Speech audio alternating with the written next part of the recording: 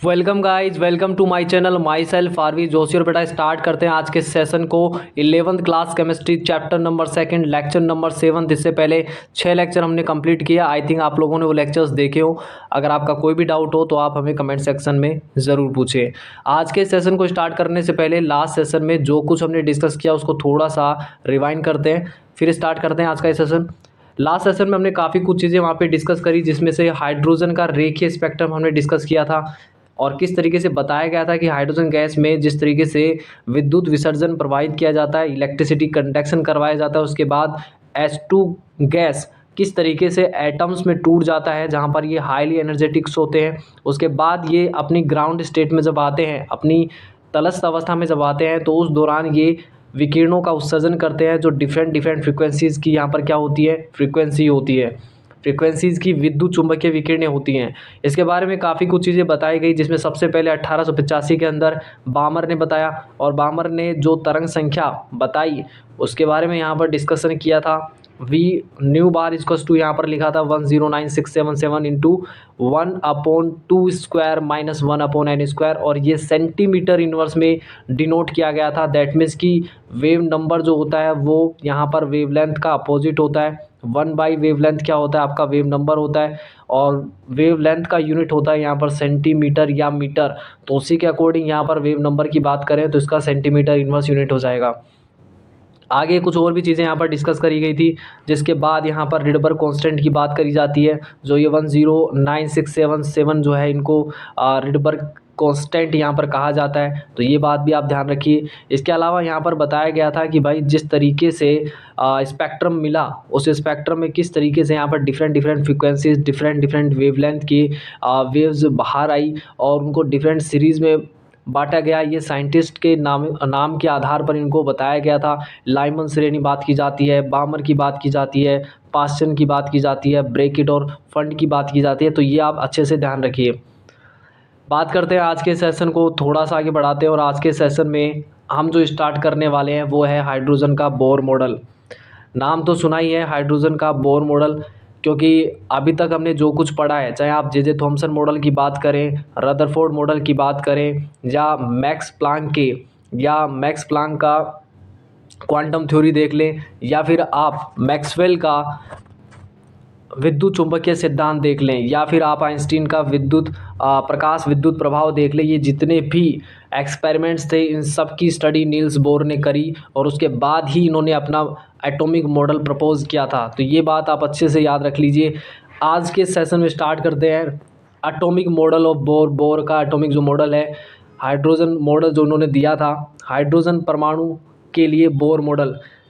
Hydrogen परमाणु की संरचना तथा इसके स्पेक्ट्रम के सामान्य लक्षणों की पहली मात्रात्मक व्याख्या जो करी और नील्स बोर ने करी थी 1913 के अंदर। उन्होंने प्लांक के ऊर्जा के क्वांटीकरण की अवधारणा का उपयोग किया, यानी कि प्लांक का जो क्वांटाइजेशन का जो रूल था, कि किस तरीके से बताया था कि जो लाइट होती है या फिर जो वेव होती है वो वेव नहीं है, इन रियलिटी जो रेडिएशंस है वो वेव नहीं होती, उसके अंदर छोटे छोटे एनर्जी पैकेट्स होते हैं। उसी कहीं ना कहीं उसी कॉन्सेप्ट को यहाँ पर किसने यूज़ किया, नील्स बोर ने। और इन्होंने, यद्यपि बोर सिद्धांत आधुनिक क्वांटम यांत्रिकी नहीं था, तथापि परमाणु संरचना तथा स्पेक्ट्रम में कई बातों को तर्कसंगत रूप से समझाने के लिए इन्होंने उपयोग किया जा सकता है। बोर का परमाणु मॉडल की जो अभिग्रहित हैं उसमें से जो इम्पोर्टेंट है, या फिर जिन अभिग्रहितों की यहाँ पर बात की जाती है वो कुछ इस तरीके से है, जिसमें बात करते हैं सबसे पहले हाइड्रोजन परमाणु में इलेक्ट्रॉन। इन्होंने पहली अभिग्रहित ये बताई, हाइड्रोजन परमाणु में जो इलेक्ट्रॉन होते हैं नाभिक के चारों ओर निश्चित त्रिज्या और ऊर्जा, ध्यान से सुनना, निश्चित त्रिज्या और ऊर्जा वाले वर्ताकार पथों में घूम सकता है। इन्होंने कहा कि भाई हाइड्रोजन एटम के बारे में स्टडी करी। इन्होंने कहा कि जो हाइड्रोजन एटम होता है उसके अंदर जो इलेक्ट्रॉन्स होते हैं वो न्यूक्लियस के चारों तरफ क्या होती है, निश्चित ऊर्जा और निश्चित त्रिज्या की, इनकी त्रिज्याएं भी निश्चित होती है इस वर्ताकार पथों की, और साथ इनकी ऊर्जा भी निश्चित होती है। और इन्हीं वर्ताकार पथों में कौन चक्कर लगाते हैं, इलेक्ट्रॉन चक्कर लगाते हैं। इन वर्ताकार पथों को हम कक्षा या स्थायी अवस्था कह सकते हैं, या अनुमत ऊर्जा स्तर भी इन्हें कहा जाता है। ये कक्षाएं नाभिक के चारों तरफ सेकेंडरी रूप से होती है, इसी तरीके से ये होती है। सेकंड जो स्टेटमेंट इन्होंने कहा कि भाई कक्षा में इलेक्ट्रॉन की ऊर्जा समय के साथ परिवर्तित नहीं होती। इन्होंने कहा कि भाई जब तक कोई इलेक्ट्रॉन किसी ऑर्बिटल में होगा विद रेस्पेक्ट टू टाइम बढ़ने के साथ साथ या टाइम जिस तरीके से आगे बढ़ रहा है उसके रेस्पेक्ट में इलेक्ट्रॉन अपनी ना तो ऊर्जा को निकालेगा ना ही एब्जॉर्ब करेगा। ना तो इलेक्ट्रॉन उत्सर्जित करता है ऊर्जा को और ना ही क्या करेगा, अवशोषित करेगा। कब तक नहीं करेगा? जब तक वो किसी एक ऊर्जा स्तर से दूसरा ऊर्जा स्तर में ट्रांजिशन ना कर ले, स्थानांतरण ना हो जाए। तथापि कोई इलेक्ट्रॉन निम्न स्थायी स्तर से उच्च स्थायी स्तर पर तब जाएगा जब वह आवश्यक ऊर्जा अवशोषण कर लेगा। सिंपल सा है कि अगर मान लीजिए अभी इलेक्ट्रॉन यहाँ पर है और एक इस तरीके से समझिए, मान लीजिए ये दो एनर्जी लेवल है, ये है निम्न ऊर्जा स्तर और ये है उच्च ऊर्जा स्तर। ठीक है, इलेक्ट्रॉन अभी इस अवस्था में है।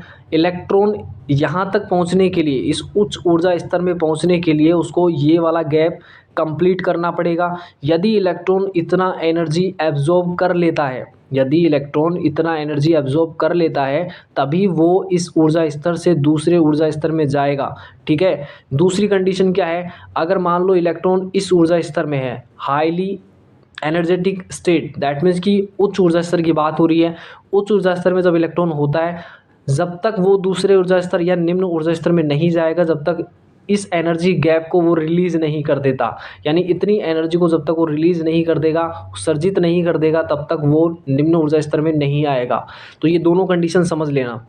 ठीक है, कक्षा में इलेक्ट्रॉन की ऊर्जा समय के साथ परिवर्तित नहीं होती, जैसा कि वो पहले मैक्सवेल का जो विद्युत चुंबकीय विकिरण वाला जो सिद्धांत है वो कुछ ऐसा ही कह रहा था, जहाँ पर बताया गया था। तथापि कोई इलेक्ट्रॉन निम्न स्थायी स्तर से उच्च स्थायी स्तर पर तब जाएगा जब वह आवश्यक ऊर्जा का अवशोषण कर ले, अथवा इलेक्ट्रॉन के उच्च स्थायी स्तर से निम्न स्तर पर आने के बाद ऊर्जा का उत्सर्जन होगा। ये दोनों चीज़ हमने समझ ली। ऊर्जा परिवर्तन सतत रूप से नहीं होता है, ये बात भी आप ध्यान रख लेना, कंटिन्यूसली नहीं होगा, पैकेट्स के फॉर्म में होगा। बात आती है नेक्स्ट, डेल्टा ई के अंतर वाली इन दो अवस्थाओं के संक्रमण के समय अवशोषित या उत्सर्जित विकिरण को हम इस तरीके से बता सकते हैं। जैसा कि अभी हमने समझा कि भाई मान लेते हैं कि ये दो ऊर्जा स्तर हैं, एक ऊर्जा स्तर ये और दूसरा ऊर्जा स्तर ये। ठीक है, अभी मान लेते हैं कि इसकी ऊर्जा जो है E2 है। ठीक है, E2 जो है इस एनर्जी लेवल का अपना एनर्जी है, इस एनर्जी लेवल का अपना एनर्जी है E1। अब मान लेते हैं कि इलेक्ट्रॉन जो है अभी यहाँ पर है, इलेक्ट्रॉन कहाँ है, यहाँ है, निम्न ऊर्जा स्तर में है। ऐसे में इलेक्ट्रॉन क्या कर रहा है कि एनर्जी एब्जॉर्ब कर रहा है, अवशोषित कर रहा है, और वो कहाँ पहुँच जा रहा है, E2 के अंदर पहुँच जा रहा है, या फिर ये कहें उच्च ऊर्जा स्तर में पहुँच जा रहा है, जिसकी ऊर्जा कितनी है, E2। ठीक है, अभी हम क्या लिख सकते हैं, एनर्जी गैप लिख सकते हैं, यानी इन दोनों ऊर्जा स्तरों में ऊर्जा का अंतर क्या है। क्लियर है, ऊर्जा का अंतर कितना होगा, क्योंकि हमें ये तो पता चल गया कि जब कोई भी इलेक्ट्रॉन एक ऊर्जा स्तर से दूसरे ऊर्जा स्तर में जाएगा, अब वो दोनों कंडीशन आपके सामने है। अगर वो निम्न ऊर्जा स्तर से उच्च ऊर्जा स्तर में जाता है तो ऐसे में ऊर्जा को अवशोषित करेगा। जब वो इलेक्ट्रॉन उच्च ऊर्जा स्तर से निम्न ऊर्जा स्तर में आएगा तो ऐसे में ऊर्जा को उत्सर्जित कर देगा। तो ये दोनों कंडीशन याद रख लेना। तो अभी क्या है, हम देख रहे हैं यहाँ पर एनर्जी गैप की बात कर रहे हैं कि इन दोनों ऊर्जा स्तरों के बीच एनर्जी गैप होगा कितना, डेल्टा ई होगा। ठीक है, जिसको हम क्या लिख सकते हैं, E2 माइनस E1 लिख सकते हैं इन दिस कंडीशन जो अभी हमने डिस्कस की है। ठीक है, अब हमें ये अच्छे से पता है डेल्टा ई मतलब ई क्या होता है, अकॉर्डिंग टू प्लांक जो रूल है, प्लांक का जो क्वांटम सिद्धांत है वो क्या कहता है, एच न्यू होता है। भाई आपका जो ई होता है वो क्या होता है, एच न्यू होता है। तो अगर आप E2 माइनस E1 इस तरीके से लिखेंगे इसको, तो फाइनली यहाँ से आप फ्रीक्वेंसी मेज़र कर सकते हैं, फ्रीक्वेंसी बता सकते हैं कि किस फ्रीक्वेंसी की रेडिएशन वहाँ उस सिनेरियो में निकलेगा। ठीक है, वो दोनों सिनेरियो आपको याद रखने हैं। नेक्स्ट पॉइंट की तरफ बढ़ते हैं। अगला पॉइंट क्या कहता है, ये है नील्स बोर, है ना, इनके बारे में थोड़ा सा यहाँ इनका बायोग्राफी दिया हुआ है। आगे बात करते हैं। आगे बोला गया कि जहाँ E1 तथा E2 बताया गया है कि E1 जो है निम्न ऊर्जा स्तर है, E2 जो है उच्च ऊर्जा स्तर है। दोनों अवस्थाएं दी गई है। इस समीकरण को, अभी जो समीकरण हमने लिखी है delta E is equals to E2 minus E1, ठीक है, ध्यान रखना इस समीकरण को अच्छे से। Delta E is equals to E2 minus E1, E2 minus E1, ठीक है। इसको आगे कैसे लिख सकते हैं, E2 minus E1 upon H, और ये किसके बराबर आएगा, फ्रीक्वेंसी के बराबर। तो ये बेटा ये अच्छे से याद रख लेना, ठीक है। इसी को क्या कहते हैं, इसी को क्या कहते हैं, बोर का आवर्ती नियम कहा जाता है। इसी समीकरण को बोर का आवर्ती नियम कहा जाता है। ये बहुत बार क्वेश्चन आपको पेपर्स में देखने को मिल जाता है। अगले पॉइंट की तरफ बढ़े। अगला पॉइंट ये कहता है इलेक्ट्रॉन का कोणीय संवेग। ये सभी स्टेटमेंट्स जो है ये बोर ने बताए थे अपने मॉडल के अंदर, एटॉमिक मॉडल ऑफ हाइड्रोजन के अंदर, ठीक है, उन्होंने हाइड्रोजन की स्टडी करी है। इलेक्ट्रॉन का कोणीय संवेग क्वांटित होता है। क्वांटित का मतलब किसी नंबर का मल्टीप्लिकेशन बोल सकते हैं, ठीक है, फिक्स होता है, वो अमाउंट फिक्स है, उसी अमाउंट पर वो क्या क्या करेगा, उसी अमाउंट के मल्टीपल्स में आपको वैल्यूज़ मिलेंगी। इलेक्ट्रॉन का कोणीय संवेग क्वांटित होता है, दी हुई स्थायी अवस्था में इसे निम्नलिखित समीकरण के द्वारा दर्शाया जाता है। ऐसे समझ लो, जब आप फिजिक्स पढ़ते हैं तो फिजिक्स में आप ये कुछ इस तरीके का पढ़ते हैं जिसका नाम है कोणीय संवेग। कोणीय संवेग होता है कि जब कोई m मास का चार्ज पार्टिकल, है ना, जब कोई m मास का कोई पार्टिकल v वेलोसिटी के साथ किसी r रेडियस के पाथ में चक्कर लगा रहा होता है तो उसका कोणीय संवेग होता है mvr। क्या समझे, फिर से देख लो कि जब कोई m मास का पार्टिकल v वेलोसिटी के साथ r रेडियस के किसी पाथ में, आर रेडियस के किसी पाथ में, सर्कुलर पाथ में मूव कर रहा होगा तो ऐसे में उसका कोणीय संवेग होता है mvr। क्लियर है। अब यहाँ पर यहाँ पर पार्टिकल कौन है, आपका इलेक्ट्रॉन है, ठीक है। तो इलेक्ट्रॉन का कोणीय संवेग कितना होगा, पहली बात तो क्वांटित होता है, दी हुई स्थायी अवस्था में इसे निम्न समीकरण के द्वारा लिख सकते हैं। तो इन्होंने कहा कि भाई इलेक्ट्रॉन का जो कोणीय संवेग होगा, या फिर ये कहे कि इलेक्ट्रॉन केवल उन्हीं सर्कुलर पाथ में चक्कर लगाएगा जहां उसका कोणीय संवेग mvr इज इक्वस टू कितना होगा, h अपॉन 2 पाई का पूर्ण गुणज, का मतलब है मल्टीपल वैल्यूज़ वहाँ पर मिलेंगी, और ये जो n की वैल्यू है ये एक पूर्णांक होगा इस तरीके का, मतलब जिसकी वैल्यू 1 2 3 4 5 सो ऑन इस तरीके से चलेगा, ठीक है। ये समझ लेना, यहाँ पर जो मास है ये किसका है, मास ऑफ इलेक्ट्रॉन है। मास किसका होगा यहाँ पर, मास ऑफ इलेक्ट्रॉन, ये me लिखा गया है, मास ऑफ इलेक्ट्रॉन है। क्लियर है। आई थिंक ये चीज़ें आपको यहाँ तक का समझ आ गया होगा। आगे बढ़े तो ये इक्वेशन भी बेटा याद रख लेना, ये इक्वेशन बड़ी इंपॉर्टेंट है, ठीक है। एक इक्वेशन ये, और एक अभी हमने पढ़ा था नील्स बोर का जो आवर्ती का नियम है, वो आप याद रख लेना। तो यहाँ बताया गया है कि जहाँ me इलेक्ट्रॉन का द्रव्यमान होता है, v उसका वेलोसिटी वेग होता है, और r उस कक्षा की त्रिज्या होगी जहाँ इलेक्ट्रॉन चक्कर लगा रहा होगा। अतः एक इलेक्ट्रॉन केवल उन्हीं कक्षाओं में घूम सकता है जहाँ उसका कोणीय संवेग का मान h अपॉन 2 पाई का पूर्ण गुणक होगा। क्लियर है। इसका अर्थ है कोणीय संवेग क्वांटित होता है जब इलेक्ट्रॉन कोणीय संवेग के किसी एक क्वांटित मान को छोड़ता है और दूसरे क्वांटित मान को हासिल कर लेता है, तो ऐसे में विकिरण का या तो अवशोषण होगा या फिर उत्सर्जन हो जाएगा। क्लियर है, यही बात यहाँ पर बोली गई है।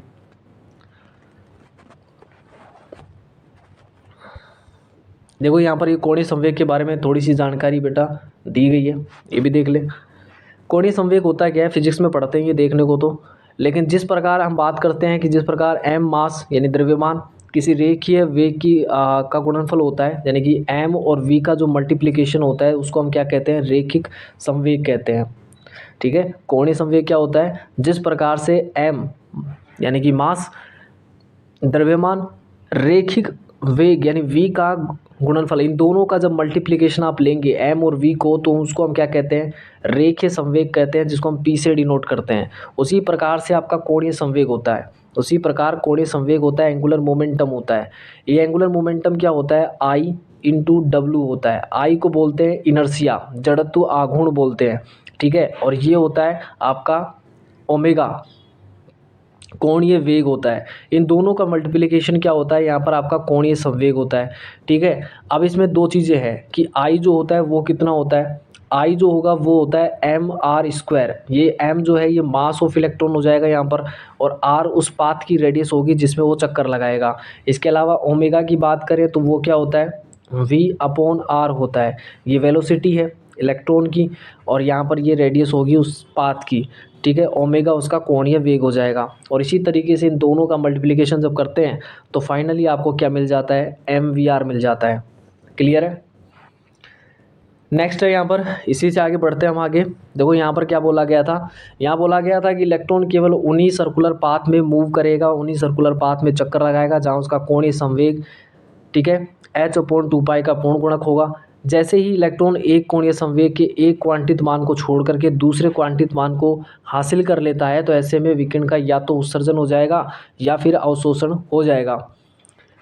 फिर बोला गया, अतः मैक्सवेल का विद्युत चुंबकीय सिद्धांत यहाँ पर लागू नहीं होता है। अब तो आपको समझ आ ही गया होगा।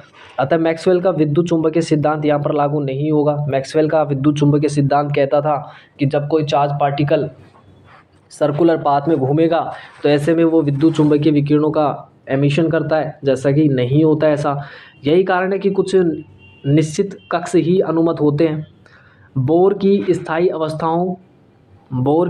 स्थायी अवस्थाओं की ऊर्जाओं के विचलन के विषय में दी गई विस्तृत जानकारी काफ़ी जटिल है। यानी बोर ने बताया कि भाई इलेक्ट्रॉन जिन सर्कुलर पाथ में चक्कर लगा सकता है, ये सर्कुलर पाथ किसी न्यूक्लियस के अराउंड कहाँ कहाँ हो सकते हैं।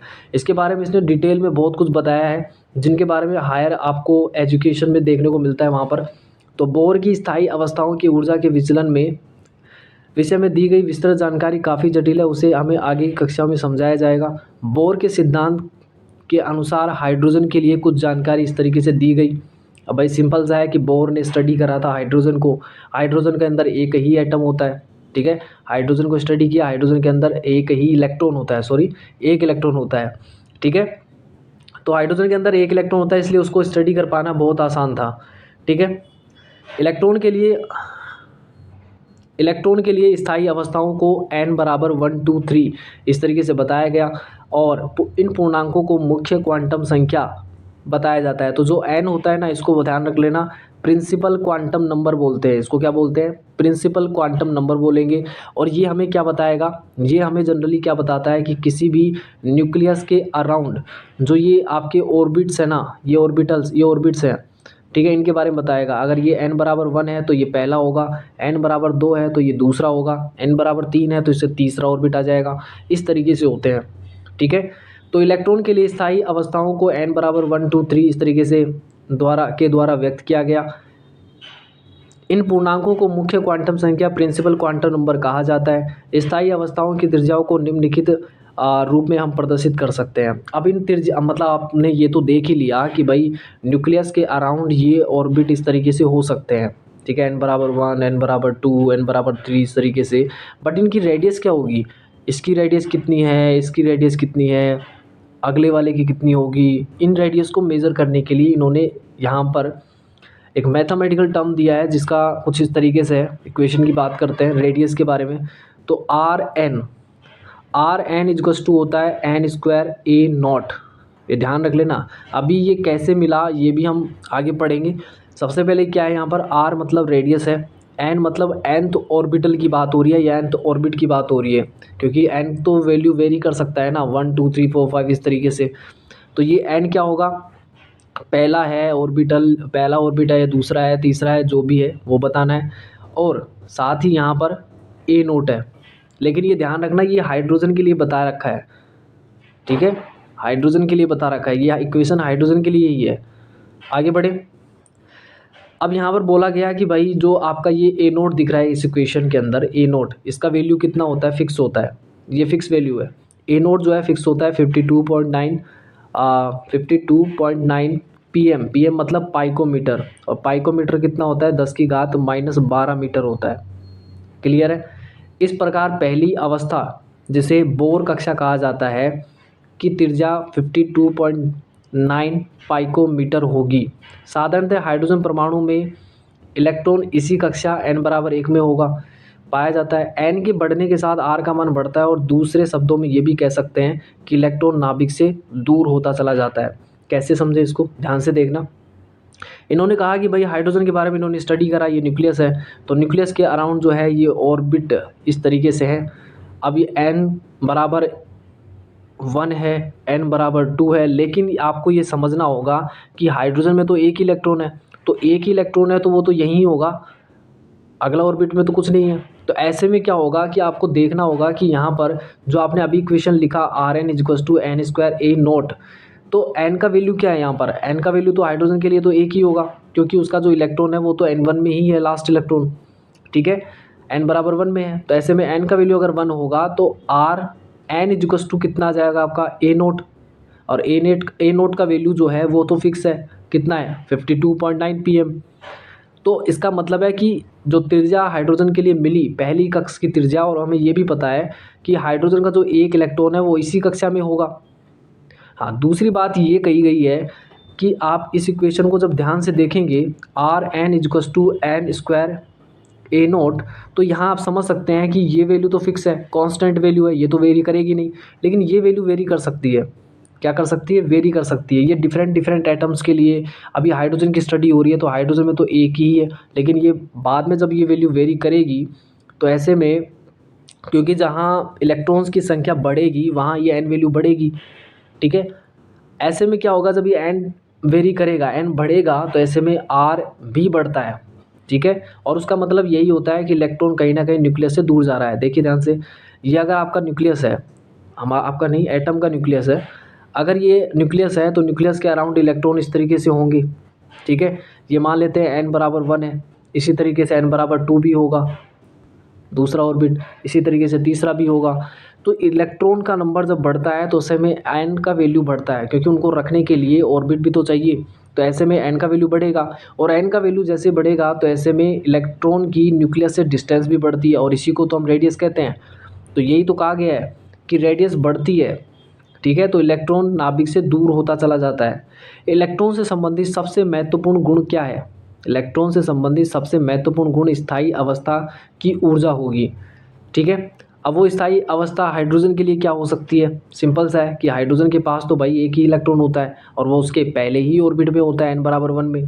तो ऐसे में हाइड्रोजन के लिए ऊर्जा कितनी बताई गई, ये ध्यान रखना, ये सब नील्स बोर ने बताया है। और ये ऊर्जा कितनी होगी, उन्होंने इक्वेशन यहाँ पे बताई आर एच और 1/n²। ये इक्वेशन हमने कल भी पढ़ी थी, जहाँ पर रिडबर्ग ने कुछ ऐसा कुछ बताया था, जहाँ पर हमने n1 n2 ये सब चीज़ें वहाँ पर देखी थी। तो एनर्जी के टर्म्स में अगर हम यहाँ पर बात कर रहे हैं तो ध्यान से देखिए यहाँ पर क्या होगा, ठीक है। तो यहाँ पर जो एनर्जी हाइड्रोजन के लिए बताई गई En equals to minus R H into 1/n²। और ये ध्यान रख लेना, ये जो आर एच है इसी को रिडबर्ग कांस्टेंट कहा जाता है। क्या कहा जाता है, रिडबर्ग कांस्टेंट कहा जाता है। इसका वैल्यू जो होगा ये यहाँ पर 2.18 इंटू 10⁻−18 जूल होता है। अब ये वैल्यू कैसे आया था, कल हमने एक फॉर्मूला पढ़ा था, आपको ध्यान होगा, हमने वी बार पढ़ा था, और वी बार में हमने 109677 ऐसा कुछ पढ़ा था, ठीक है। और हमें ये तो पता ही है ये होता है इतना, है ना, वी बार में, और इसके मल्टीप्लिकेशन में कुछ वैल्यूज़ थी जिसमें n1 या n2 की हम बात करते हैं। तो कहीं ना कहीं वहाँ से अगर आपको ये पता चल रहा है कि वी बार क्या है, वी बार क्या था आपका 1/λ था। तो अगर मैं लैम्डा कैलकुलेट यहाँ से करना चाहूँ, क्योंकि ये तो आपको पता ही है कितना है, 1/09 है ना, यही वैल्यू था। और जब ये आप कैलकुलेट करेंगे, ये लैम्डा का वैल्यू आप कहाँ रखेंगे, ये लैम्डा का वैल्यू आप जब इस फॉर्मूले के अंदर रखेंगे, एनर्जी वाले फॉर्मूले में, Sc/λ में, ये तो आपने पढ़ा ही है। तो लैम्डा का वैल्यू जब आप रखेंगे तो ये ओवरऑल वैल्यू आपका निकल के आता है कितना, ये वैल्यू निकल के आता है 2.18 इंटू 10⁻−18 जूल। क्लियर है। तो ये एनर्जी के टर्म में इसको डिनोट किया गया है, ये ध्यान रख लेना। उसमें ध्यान रखना, वो तो सब आपको पता ही है, एनर्जी जब आप कैलकुलेट करेंगे तो Sc/λ करेंगे।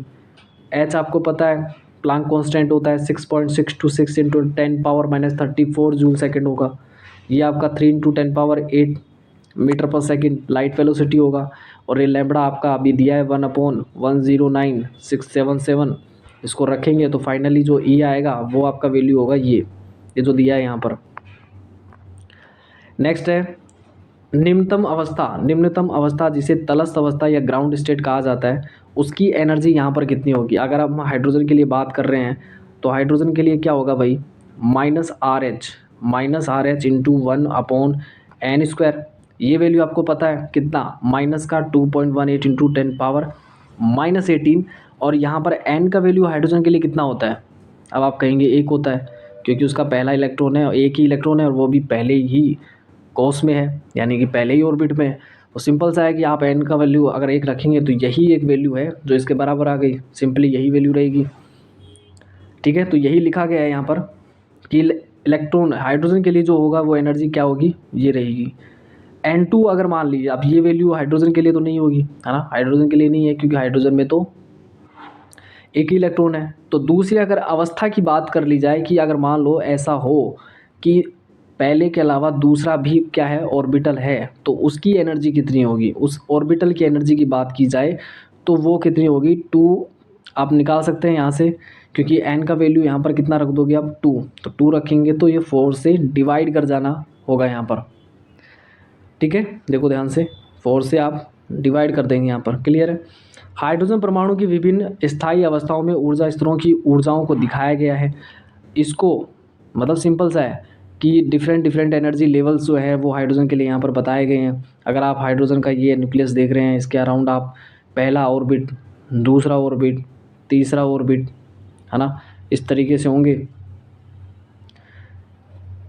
ये न्यूक्लियस है, फर्स्ट ऑर्बिट, सेकंड, थर्ड, तो इस तरीके से हर एक ऑर्बिट की अपनी एनर्जी कितनी है वही हम कैलकुलेट कर रहे हैं किससे, En से। ठीक है, जो कितना होता है माइनस का RH इंटू 1/, कितना होगा n², और ये किस में आता है, जूल में आता है, क्लियर है। अगले पॉइंट की तरफ बढ़े। हाइड्रोजन परमाणु की विभिन्न स्थायी अवस्थाओं में ऊर्जा स्तरों की ऊर्जाओं को दिखाया गया है। इनको ऊर्जा स्तर आरेख कहा जाता है। जब इलेक्ट्रॉन नाभिक के प्रभाव से मुक्त होता है तब वह ऊर्जा का मान 0 लिया जाता है। सिंपल सा है, इसका मतलब सिर्फ इतना ही है कि इलेक्ट्रॉन नाभिक से काफ़ी दूर जा चुका है। ऐसे में इलेक्ट्रॉन न्यूक्लियस ये कहा जाए कि एटम से बाहर जा चुका है। ऐसी स्थिति में इलेक्ट्रॉन की मुख्य क्वांटम संख्या हम क्या लेंगे, n बराबर इनफाइनाइट लेंगे, अनंत की स्थायी अवस्था से संबंधित होता है। आयनित हाइड्रोजन परमाणु भी से आप कह सकते हैं। इसका मतलब वही हुआ ना कि एटम से जो इलेक्ट्रॉन है वो बाहर जा चुका है, और ऐसे में वो एटम क्या हो जाएगा, आयनाइज हो जाएगा, तो उसे आयनित हाइड्रोजन एटम वहाँ पे आप कहेंगे। जब इलेक्ट्रॉन नाभिक द्वारा आकर्षित होता है, जब इलेक्ट्रॉन, ध्यान से समझना इस चीज़ को, जब इलेक्ट्रॉन नाभिक द्वारा आकर्षित होता है तथा n कक्षा में उपस्थित होता है तब ऊर्जा का उत्सर्जन होता है। सिंपल सा है, ये आपका न्यूक्लियस है, एटम का न्यूक्लियस है, और ये यहाँ पर इलेक्ट्रॉन है इस ऑर्बिटल में। तो जब ये इलेक्ट्रॉन इस न्यूक्लियस के जरिए अट्रैक्ट हो रहा है तो ऐसे में क्या कर रहा होगा, यहाँ पर एनर्जी रिलीज़ कर रहा होगा। इस अट्रैक्शन की वजह से ऐसा होगा कि यहाँ पर एनर्जी रिलीज़ होगा। सिंपल सा है कि जब अट्रैक्शन होता है तो एनर्जी रिलीज़ होती है, और जब किसी चीज़ में रिपल्सन होता है तो उस दौरान हमें एनर्जी देनी पड़ती है। ठीक है, वहाँ एनर्जी एब्जॉर्ब करवानी पड़ेगी, तब जाके चीज़ें वहाँ पर होंगी। सिंपल सा है, आगे बढ़े। तो ऊर्जा का उत्सर्जन होता है और इसकी ऊर्जा निम्न हो जाती है। अब आपको समझ आ गया होगा कि जो आपने समीकरण लिखा है उसमें जो ऋणात्मक चिन्ह है वो क्या हमें डिनोट करता है। ऋण चिन्ह इसी का कारण होता है कि इसकी शून्य ऊर्जा की संदर्भ अवस्था तथा n इनफाइनाइट के संबंध में इसे स्थायित्व को दर्शाता है। ठीक है, तो इनफाइनाइट पे तो क्या था, इलेक्ट्रॉन बहुत दूर जा चुका है, एटम से ही बाहर निकल चुका है, जबकि आप ये सोच रहे हैं कि इलेक्ट्रॉन न्यूक्लियस के जितने पास होगा उससे इलेक्ट्रॉन और न्यूक्लियस के बीच अट्रैक्शन उतना ही ज़्यादा होगा। ऐसे में न्यूक्लियस इलेक्ट्रॉन के बीच अट्रैक्शन ज़्यादा होने की वजह से वहाँ पर एनर्जी ज़्यादा रिलीज़ होगी, और ज़्यादा एनर्जी रिलीज़ होगी तो स्टेबिलिटी भी वहाँ पर बढ़ेगी। क्लियर है, ये समझ आ गया होगा। अगले पॉइंट की तरफ बढ़े। देखो यहाँ पर एक छोटा सा ये पैराग्राफ कुछ दिया है, इसको भी पढ़ लेते हैं। ये नेगेटिव साइन के बारे में बताया गया है यहाँ पर। हाइड्रोजन परमाणु के लिए ऋणात्मक इलेक्ट्रॉनिक ऊर्जा यानी En का मतलब क्या है? हाइड्रोजन परमाणु में हर संभव कक्षा में इलेक्ट्रॉन के मान में ऋण चिन्ह होता है। यह ऋण चिन्ह क्या दर्शाता है? इस ऋण चिन्ह का अर्थ यह है कि परमाणु में इलेक्ट्रॉन की ऊर्जा स्थिर अवस्था में स्वतंत्र इलेक्ट्रॉन से कम है। ठीक है, स्थिर यानी कि रेस्ट अवस्था में स्वतंत्र इलेक्ट्रॉन वह इलेक्ट्रॉन होता है जो नाभिक से अनंत दूरी पर होगा। ठीक है, इसकी ऊर्जा को शून्य मान लिया जाता है। गणित में इसका अर्थ क्या होगा? जब शून्य अगर आप रखेंगे, उसमें n का वैल्यू अगर इनफाइनाइट रखेंगे वहाँ पर उस फॉर्मूले में जहाँ हमने En कैलकुलेट किया था RH, और इस फॉर्मूले के अंदर जब रखेंगे तो आपको ये वैल्यू कितना मिलेगा? 0 मिलेगा। ठीक है, तो उसकी एनर्जी जो रहेगी उस ऑर्बिटल की वो क्या रहेगी? वहाँ पर 0 हो जाएगी। जैसे इलेक्ट्रॉन नाभिक के पास आता है तो n घटता है, n घटेगा तो ऐसे में कहेंगे वैसे ही En का निरपेक्ष मान जो होगा वो बढ़ता है। ठीक है, न्यूक्लियस के जितने पास आ रहा है तो ऐसे में क्या होगी? एनर्जी क्या हो रही है? बढ़ रही है। और ऐसे में यही अत्यधिक ऋणात्मक मान होता जाता है। अगर आप वैल्यू की बात कर रहे हैं ना, देखो n बढ़ने का n घट रहा है। कोई भी इलेक्ट्रॉन अगर न्यूक्लियस के जितने पास आएगा, ध्यान से समझो इस चीज़ को, ये न्यूक्लियस है तो इलेक्ट्रॉन मान लो अभी दूर था, अभी इलेक्ट्रॉन यहाँ आ रहा है तो n का वैल्यू घटेगा। n अगर घट रहा है इसका मतलब क्या है? उस फॉर्मूले में देखो क्या था? n नीचे की तरफ था क्या? अगर n घटेगा तो ओवरऑल ये वैल्यू तो बढ़ रही है, लेकिन ये वैल्यू बढ़ रही है, लेकिन वैल्यू बढ़ रही है। आप नेगेटिव साइन को अभी कंसिडर मत करो यहाँ पर। ओवरऑल अगर आप देख रहे हैं तो ये वैल्यू छोटी होने की वजह से ये वैल्यू बढ़ेगी, मतलब यहाँ जो वैल्यू मिलेगी वो बढ़ेगी। ठीक है, वो वैल्यू बढ़ेगी तो ऐसे में क्या होगा? नेगेटिव वैल्यू उतनी ज़्यादा हो जाएगी, मतलब उतने में उतना ही ज़्यादा वो नेगेटिव वैल्यू हो जाएगा। समझ आ गया होगा आई थिंक आप लोगों को ये। इस फॉर्मूले में देखो ध्यान से आप En को देखेंगे, En में क्या था? -RH, और यहाँ पर था आपका इस तरीके से। अब आप क्या कह रहे हैं कि n जो है वो घट रहा है। अगर आपका n घट रहा है ना तो ओवरऑल ये वैल्यू क्या होगी बेटा? बढ़ेगी कि नहीं बढ़ेगी? बढ़ेगी। अगर ये वैल्यू बढ़ रही है तो इसका मतलब है ये वैल्यू बढ़ रही है, लेकिन यहाँ तो साइन नेगेटिव है ना। अगर ये वैल्यू बढ़ रही है इसका मतलब है वैल्यू नेगेटिव में बढ़ रही है, और नेगेटिव में बढ़ने का मतलब क्या हो गया? नेगेटिव में बढ़ने का मतलब ये हो गया कि एनर्जी आपको रिलीज़ यहाँ पर से करनी पड़ेगी। ठीक है, तो ये बात ध्यान रख लेना। अधिक ऋणात्मक होता जाता है। n बराबर 1 के लिए ऊर्जा का मान सबसे अधिक ऋणात्मक होगा, और n अगर 1 होगा तो वहाँ पर वैल्यू उतनी ही मिलेगी आपको, कितनी? RH के बराबर ही मिलेगी, ये वाली नेगेटिव में मिलेगी। ठीक है, यह कक्षा सबसे स्थायी होती है। हम इसे तलस्थ अवस्था कहते हैं। ठीक है, तो ये वैल्यू जितनी ज़्यादा नेगेटिव होती है उसका मतलब सिर्फ यही है कि वो उतनी ही ज़्यादा एनर्जी इलेक्ट्रॉन और न्यूक्लियस के बीच अट्रैक्शन की वजह से रिलीज़ हुई है, उसकी स्टेबिलिटी उतनी ज़्यादा होगी। ठीक है, ये बात ध्यान रख लेना। आगे बढ़े, अगले पॉइंट की तरफ बढ़ते हैं। हाइड्रोजन परमाणु में उपस्थित एक इलेक्ट्रॉन के समान उन आयनों जिसमें केवल एक इलेक्ट्रॉन होता है पर भी बोर के इस सिद्धांत को लागू किया जा सकता है। ठीक है, तो हाइड्रोजन के लिए स्टडी किसने करा है? ये बोर ने किया है। इसी के साथ साथ आप हीलियम पॉजिटिव की बात करें, क्योंकि हीलियम में 2 इलेक्ट्रॉन होते हैं, अगर एक इलेक्ट्रॉन को निकाल दें तो एक बचेगा। तो ऐसे में इसके लिए भी स्टडी वैसी ही हो जाएगी जैसे हाइड्रोजन के लिए थी। लिथियम आपका 3 एटॉमिक नंबर होता है, 3 इलेक्ट्रॉन वहाँ होते हैं, तो ऐसे में 2 को निकाल दे तब भी वहाँ 1 बच जाएगा। बेरिलियम में टोटल 4 होते हैं, जिसमें से 3 निकाल दे तो उसके पास 1 इलेक्ट्रॉन बच जाएगा। ठीक है, इस प्रकार इत्यादि, है ना। इस प्रकार के आयनों जो कि हाइड्रोजन के समान नज़र आते हैं से संबंधित स्थानीय अवस्थाओं की ऊर्जा निम्नलिखित निकाली जा सकती है। अब इस फॉर्मूले से हम क्या कर सकते हैं? ये वही फॉर्मूला है। ठीक है, ये वही फॉर्मूला है जो अभी हमने देखा था, En = -RH। RH का वैल्यू लिख लेते हैं अपन, कितना है? माइनस का 2.18 × 10⁻−18, ये जूल में है।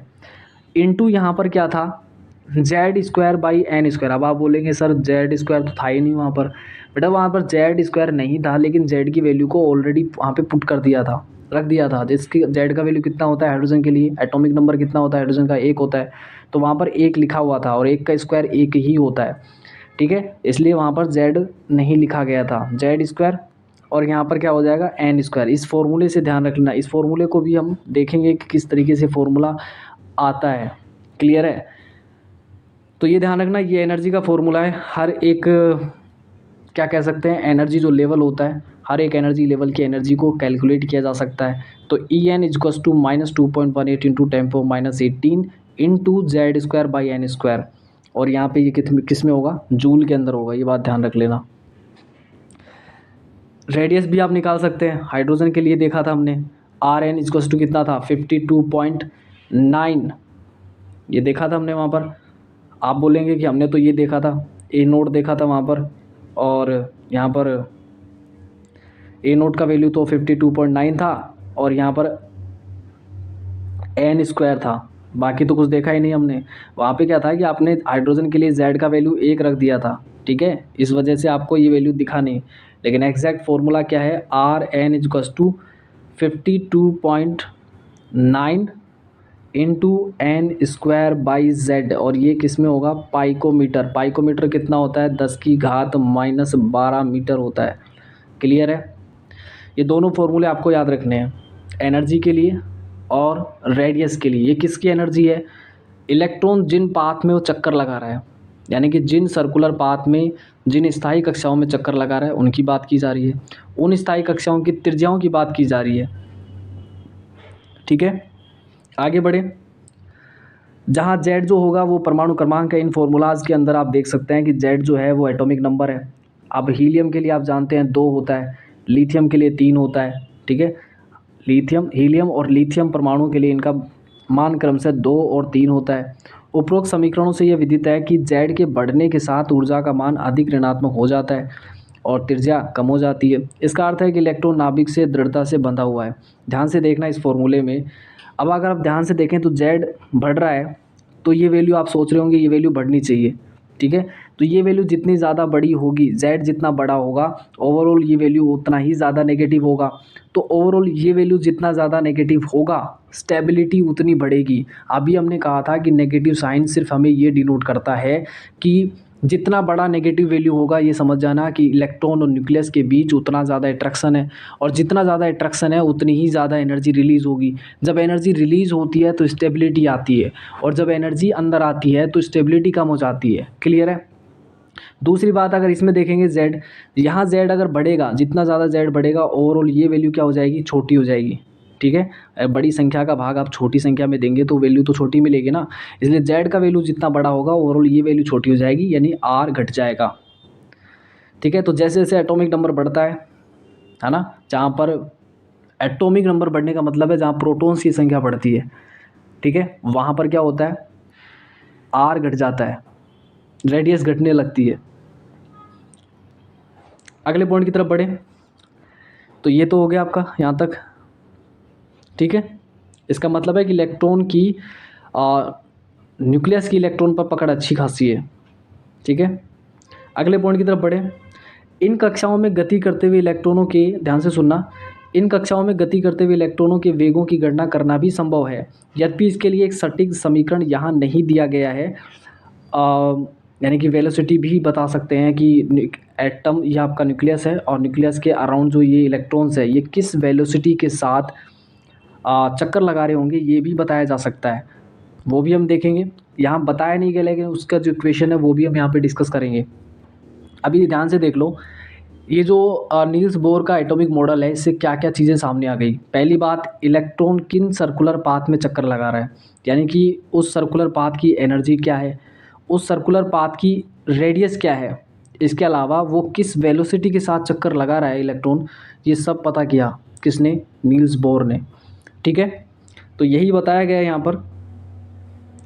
इन कक्षाओं में गति करते हुए इलेक्ट्रॉन की गणना करना संभव नहीं है, यद्यपि इसके लिए एक सटीक समीकरण यहाँ नहीं दिया गया है। गुणात्मक रूप से नाभिक पर धनावेश के बढ़ने के साथ इलेक्ट्रॉन का वेग बढ़ता है तथा मुख्य क्वांटम संख्या के बढ़ने के साथ साथ घटता है। क्लियर है? आई थिंक ये पार्ट आपको क्लियर है यहाँ तक का। अब ध्यान से देखना इस चीज़ को। अभी तक हमने जो चीज़ डिस्कस की है, ठीक है, अभी तक हमने जो चीज़ें डिस्कस की हैं उसमें हमने आर को डिस्कस किया है। आर एन कितना मिला था अपने को, 52.9 into N square by Z, और ये किस में आया था, पाइकोमीटर में आया था। आप इसको नैनोमीटर में भी कन्वर्ट कर सकते हैं, ठीक है। अब आप कंफ्यूज हो जाएंगे ज़्यादा, तो आप इसमें याद रख लीजिए पाइकोमीटर में, ठीक है।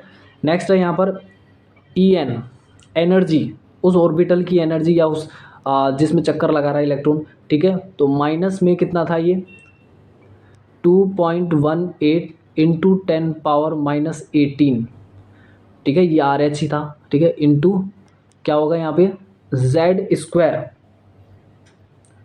ठीक है, बाई एन स्क्वायर, यही था।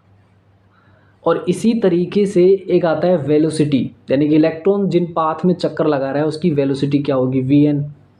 उसको कैसे, वो कितना वैल्यू आता है, तो वो वैल्यू आता है बेटा यहाँ पर 2.18 इंटू 10⁻6, कितना आता है, वी एन आता है 2.18 इंटू 10⁻6, और आता है इंटू जेड बाई एन, ठीक है। ये सभी वैल्यूज़ जो हैं, ये सभी जितनी भी इक्वेशंस अभी आपने लिखी है, फॉर्मूलाज लिखे हैं, इनका हम देखेंगे डिटेल, एक तरीके का हम इसको समझेंगे कि किस तरीके से वैल्यूज़ आई हैं, ठीक है। हमें जस्ट इनको याद नहीं रखना है, हमें वो टर्म भी आना चाहिए जिसके थ्रू इनको निकाला जा सकता है, इनको समझा जा सकता है।